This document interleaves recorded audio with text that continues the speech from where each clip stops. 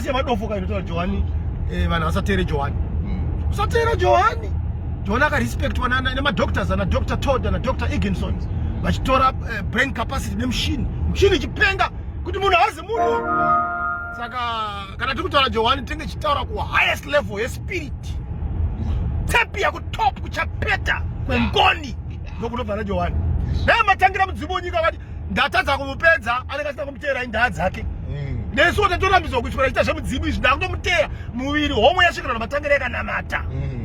Saka kana munhu anorespectwa nemudzimu wenyika haasi munhu wekutamba naye. Nekuti mudzimu wairamba muroyi mumusha. Do you know? Mudzimu waitoti munhu kana akarora mbuya yakadya ngaibude muno. Mbuya yaidzingwa mumusha. Saka ukaona mudzimu uchirespecta munhu iwo waimbodzinga muroyi mumba zvinotaura kuti kwauya kuyera kwedenga.